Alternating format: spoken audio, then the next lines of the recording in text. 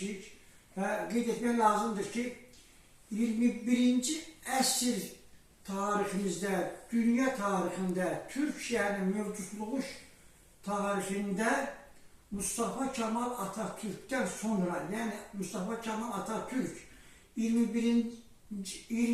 əsrin birinci yarısında, Recep Tayyip Erdoğan 21-ci əsrin ilk illərindən etibarən Atatürk yolunu davam etdirərək dünya çapında, dünya miqyasında en büyük Türk dövləti yaratmıştır.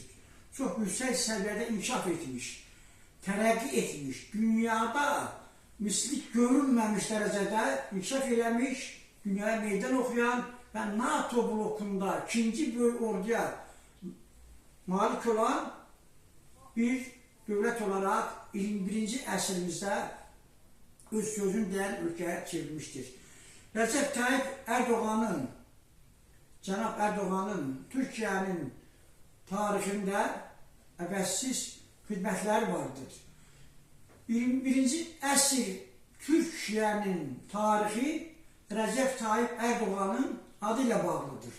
Recep Tayyip Erdoğan yeni bir Türkiye yaratmıştır. Son 22 illik faaliyetinin nəticəsi olarak 2002. ildən itibaren Türkiye'nin tarixində həyata keçirdiyi məsləhətyönlü tədbirlərin, siyasetin nəticəsi olarak dünya çapında, dünya tarixində böyük siyasi lider olduğunu bir daha öz siyasi fəaliyyətiyle təsdiq ederek Türkiye dövlətini qüdrətli bir ölkə çevirmiştir. Bunu da dünya miqyasında Avropa ülkelerinde ve ülke dahilinde olan anti-milli qüvvələr, digər beynəlxalq təşkilatların əlbiri ilə, əlbir olarak onlarla Türkiye'nin bu cür inkişaf etməsini həzm edib bilməyən ülkeler xaricdən Türkiye'nin zəiflətməyin müharibə yolu ilə mümkün olmadığını dərk edərək, mənim fikrimcə ölkə daxilində, Türkiye'nin daxilində qarşısını yazmağa çalışırlar. Bunlar da CHP, Cumhuriyet Halk Partiyası. Adı Halk Partiyasıdır, ancaq Türk xalqına qarşıdır, Türk dövlətçiliyinə qarşı, Türkiye'nin milli maraqlarına qarşıdır, Türkiye'nin dünyada olan mövqeyinə qarşı bu partiya əks mövqeydən çıxışlar edir. Məsələn, İstanbul Böyük Belediyesinin sədri İmamoğlu'nun həbs edilməsi, onun çıxışlarına baxırıq, deyir ki, İstanbul erməni şəhəridir, Suriye şəhəridir, sonra nə öyle bu başka millətlərin şəhəri, demiş ki, Türkiye şəhəridir.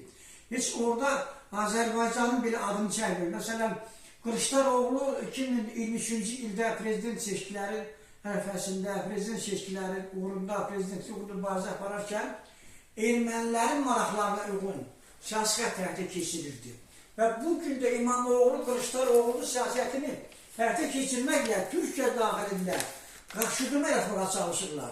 Yani Türkiye'nin birliğine, milli birliğine zərbə vurmağa çalışırlar. Ancaq çox onlar yanılırlar. Türkiye dövlətinin çok büyük siyasi lideri vardır. Dünya miqyaslı lideri vardır. Ve biz Sayın Recep Tayyip Erdoğan'ın qətiyyətini, onun uğurlu siyasətinin bəhləsini hər bir istiqamətdə görmüşük. Azərbaycana dəstəyini və Recep Tayyip Erdoğan öz çıxışlarına qeyd etmişdir ki, Azərbaycanın kədəri bizim kədərimizdir, sevinci bizim sevincimizdir, qədəri bizim qədərimizdir, kədəri bizim kədərimizdir. Yəni biz həmişə Azərbaycanın yanındayıq. Tüm dünya bilsin. Bugün de Azərbaycanın yanındayıq, sabah da Azərbaycanın yanındayıq.